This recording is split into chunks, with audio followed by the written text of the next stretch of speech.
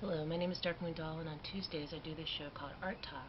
Art Talk is a show where I share with you the creations that I make, and I talk to you about how art can be used as art therapy to be able to express yourself in a constructive way instead of a destructive way. I also try to emphasize the importance of recycling and upcycling whenever you can. I don't upcycle and recycle. I don't show tutorials on upcycling and recycling all the time, but I still do think that it's important that you do recycle whenever you can. So today I want to show you guys how to make polymer clay beads, whether they be dreadlock beads or they be beads just like these to make a necklace out of, like these here.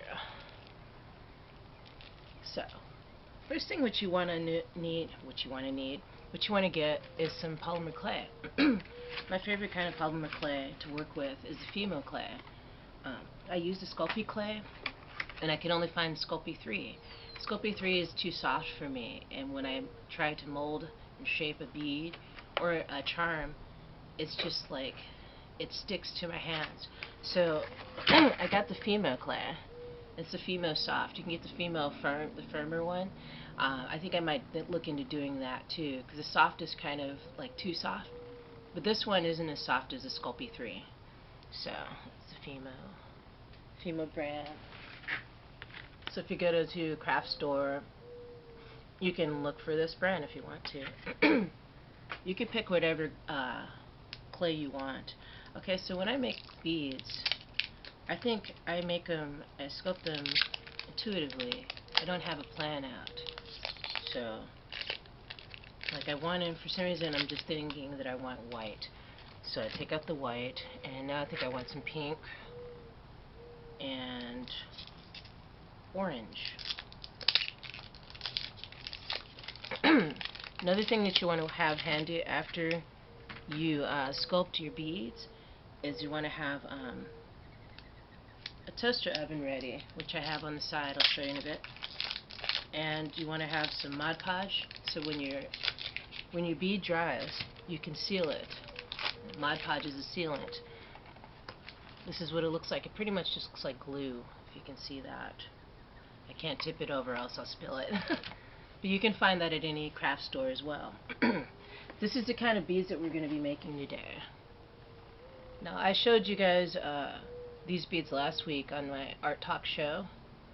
What I did recently was add some rhinestones to them. It gives them a little bit more of a pizzazz. I'll show you another one like that. Like this one here. Not done with it. I had to order some more rhinestones. So anyway, and these are the rhinestones in here that I'll leave in here. So, only thing left to get now is a toothpick. You can use a toothpick, you can use a skewer. Those are my two go-to methods or tools for sculpting. So first what I do is just take a little piece of clay off. If you want to make a small bead, just take a little tiny bit off.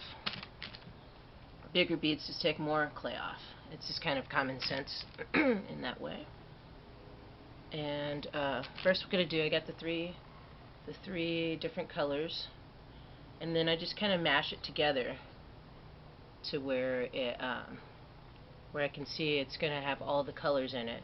And then what I do is I do like this, put it in between my palms, and then I decide whether or not I like the pattern. I decided I don't like the pattern as much, so I roll it around in a ball kind of in my palms of my hand. It's getting interesting, right? Then I kind of like twist it around too, and then roll it in the palm of my hands. Now everybody has their own technique for making beads. This is a technique that I like to do because you're able to get this really psychedelic fractally looking pattern on the beads, and I really like that. So you can stretch it out too. See what happens when you stretch it out.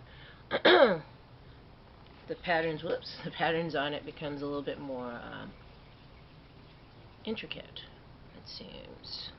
Or a little more blended too. So, like I said, you can make them however you want to make them. You can even just make plain beads with no designs on them, and just sculpt it form the hole with a skewer or a toothpick. So I like designs like this. See what I mean? Just this really swirly pattern. Kind of looks like a planet or something. So after I form the bead, I use a toothpick and I kind of like just poke a hole in it on one end. Just kind of try to poke it through all the way through to the other side. Once the toothpick gets to the other side, I take it out of that side, turn it over to the other side, and work it to where if I want to make the bead bigger, the hole bigger, I just kind of work it around as I twirl it. See how the hole is getting bigger? And if you want it to be like a dreadlock bead, that's what you can do to make the hole a little bigger. But you want to make sure it doesn't become too thin, or else it'll break easily. So there we go. Dreadlock bead. So next step, what I want to do is show you how I put it into the oven to bake. So show you that. Just a second. See that? We're going to take this bead on over here to the toaster oven. So I have a little toaster oven. It's old, beat up. It's used just for making polymer clay beads. I line it with foil, aluminum foil. See, there's a bead. The aluminum foil. So I put it in there. Usually I bake more than one at a time. I put it in there and I set the dial for I wanted to bake on the break setting, so I set it for like at about 120. About at that. Of course I need to plug it up first.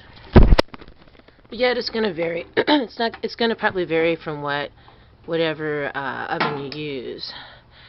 So yeah, you put it in there and then you bake it anywhere from 5 to 8 minutes for me. This toaster oven that I have, it runs really hot because it's old, and it's designated just for baking these polymer clay charms and beads. I'm going to tell you, after you bake the bead, I'll show you what you do. And I'll just give you an example on one of the beads I already have done. Okay, this is one of the beads. Basically what you want to do is you're going to want to coat it with Mod Podge, the stuff I told you about. So use a paintbrush or whatever you have available to coat it with the Mod Podge so it seals the color in. And after you do that, you can apply the rhinestones onto it. So you can even do this. You can use a toothpick to apply the Mod Podge on if you don't have a paintbrush. You just do like this in order to put the beads on there. Not the beads, the rhinestones. It's kind of, bear with me because it's kind of a process that I'm not used to explaining. I just do it, so if I seem fumbly for words, that's why. So what I first do to put the rhinestones on is I dip my toothpick into the Mod Podge, and I have a little bit of Mod Podge on there, and then I have that bowl I showed you of rhinestones, and I just dip this into there and just to touch one of the rhinestones. See, like that. See that? And then I just apply it on. Let's see if you can see that. Apply it on to the bead. Can you see that? It's pretty easy, but it's very meticulous because if you're trying to have a specific design with the rhinestones and not random, it becomes more involved. But it's pretty simple. So yeah, that's how you just put the rhinestones on there. Then you just let that dry. Because it's been rainy here, it takes a lot longer time to dry. But usually it takes anywhere from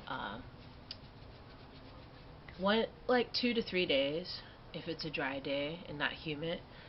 If it's I'll put some more rhinestones on this one too.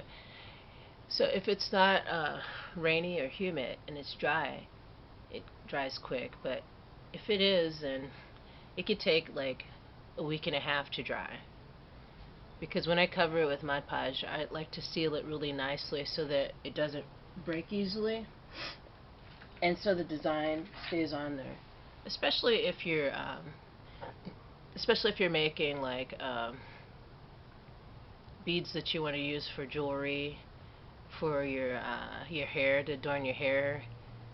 You want it to be very stable and last and not fall apart. So, very good idea. So yeah, I hope you guys enjoyed this short little tutorial. I decided not to like bake it in the oven and do all that kind of stuff because you guys get the idea and the gist of it. Just let your creativity run wild.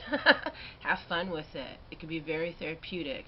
And when you're done with it, like I said, you don't always have to put Mod Podge on it.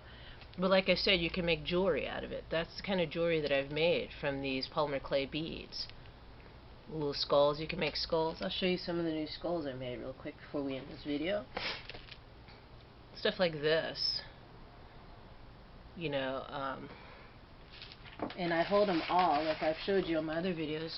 I place them all on a styrofoam, piece of styrofoam, and that way it dries evenly, and it's not going to, the Mod Podge won't smudge, it won't bubble up as much because it's all contained and it won't fall over. I had problems with that in the beginning till I figured out that this is the way to do it. So sometimes trial and error, and there's a lot of tutorials out there too as well on how to do this. But yeah, that's basically how I like to make my beads, my polymer clay beads. If I'm making them with a design like that psychedelic fractally like design, which I like. And let's see. Yeah, so I got some here. So then I'll show you what I mean by the smudging. And I might be a little too picky about it, but like right here, I don't know if you can see it with the lighting outside, it's cloudy. But yeah, if it falls over when it has a lot of Mod Podge on it, it'll get smudged or bubbly or whatever. And I don't like the way that looks. If that happens, you can always lightly sand it and then apply Mod Podge on it again, and then just let it dry. And you can put beads around it to add to the texture. Yeah. So yeah, I hope you enjoyed this little tutorial. I can show you guys more if you want to see more. Any specific questions about polymer clay beads, let me know. So yeah, this is just a closing because my camera ran out of time on it. Just a closing for this tutorial for polymer clay beads. Keep it simple if you want to. Make it as elaborate as you want. Like I showed you on the other part, the first part of this video, I added some rhinestones onto it, and that just kind of brings it out a little bit. I know it already has a lot going on with the pattern designs on it, but I just wanted to do a little extra by adding the rhinestones on it, and that's something you can do to make them pop a little bit more. A while back, when I made a cloth bead tutorial, this guy that I know on Facebook suggested that why don't you add some rhinestones on it or something, or some beads or whatever. Just would make it a little interesting if you want it to. And I thought, that's an interesting idea. I think I might want to try that. So it's been trial and error trying to figure out how to put the rhinestones on there. But it's not that hard. I showed you on part 1, so watch. Well, you're going to watch part 1 because this is connected together. But yeah, I showed you how I put the rhinestones on it. It's pretty easy. You could put the rhinestones all over it if you want it. And that's pretty much what I plan on doing with these beads, is just kind of just following the design with the rhinestones. Let's see, did I show you this one? And see that one there? Kind of has a candy look to it, and with the rhinestones I feel like it just like pop, pops out. So yeah, these can be made into